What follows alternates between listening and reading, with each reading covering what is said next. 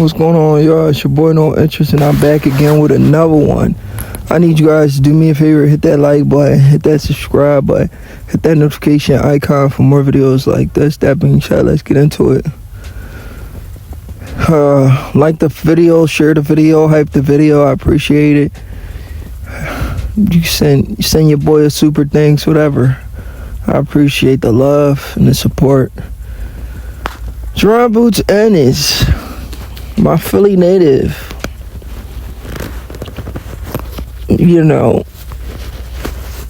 I try to give the guy a pass as much as I can. But he's from Philly, so I try to give him a pass, guys. I try to give him a pass. I really try. I try to ignore this guy. All the bullshit he does in the sport of boxing. I could talk about this shit 24/7, bro. He done a lot of bullshit in the sport of boxing that he don't get a lot of heat for it. A lot of people ignore that. They ignore all they ignore all the bullshit this guy's done in the sport of boxing currently, and give him a pass and still try to put him up there with some of boxing elite fighters when he's not moving like an elite level fighter, a pound for pound top fighter like Eddie Hearn claims this guy is. He's going to be the number one in the sport. Absolutely not. He's not good enough. There's no way he becomes pound for pound number one fighter in the sport of boxing. He's not good enough. There's too much holes in this man's game for him to be the number one pound for pound fighter in boxing. There's no way. If Jaron, I'm going to tell y'all right now, if you guys are watching the video, if Jaron Ennis becomes boxing number one pound for pound fighter, I will never, ever say anything negative about Jaron Ennis. But as I'm making this video, I am 100% sure there is absolutely no way he becomes the number one pound for pound fighter in the world. He doesn't have the skills to pay the bills. He has boxing skills, but he doesn't have enough boxing skills to pay the bills. He's flashy. We like seeing flashy, but we also like fundamentals. He doesn't put all of that together to become a complete fighter. There's too much holes in his game. He doesn't cut off the ring. He makes too much mistakes. He get hit a lot. It's just too much that he does. There's too much holes in his game that can be taken advantage of for him to be the number one pound for pound. He's too vulnerable to be the number one pound. Similar to Gervonta Davis. Gervonta Davis is too vulnerable to be the number one pound for pound fighter in the world, to even climb in the pound for pound rankings. You know, Gervonta Davis and Jaron Ennis are kind of like the similar person. It's just in different divisions, you know, but it is what it is, man. Boots is trying to get on his diva shit. He's fighting for money right now and not legacy. You know, I understand. He's fighting for money and not legacy.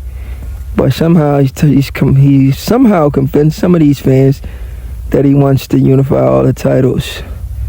If it was really about all the titles, he wouldn't even be chasing Virgil Ortiz right now.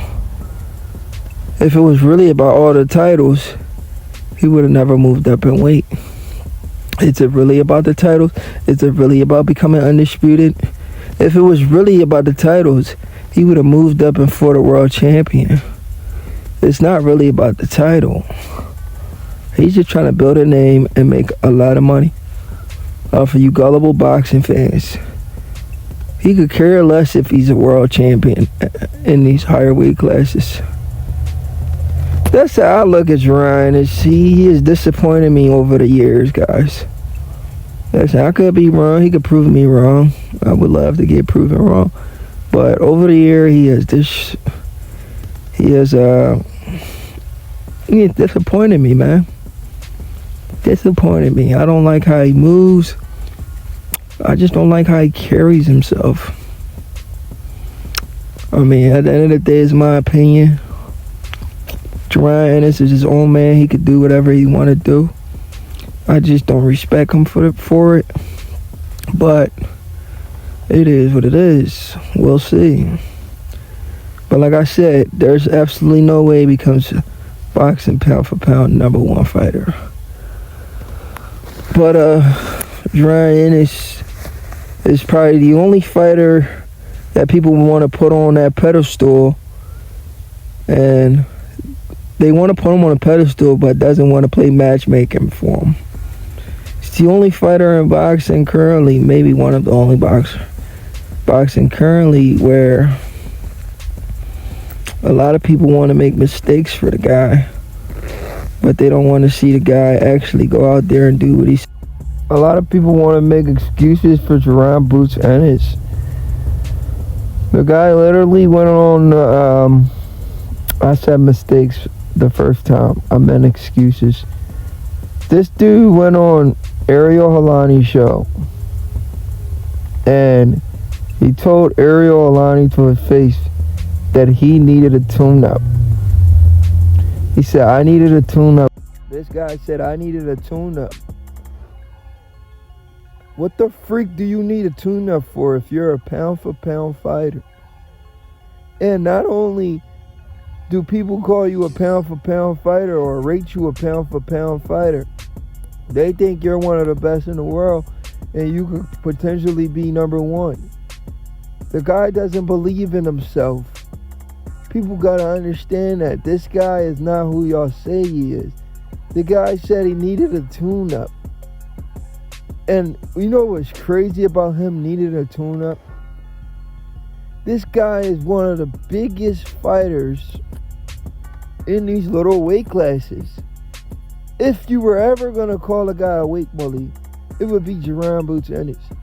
Jaron Ennis, his entire career, has never fought somebody his size.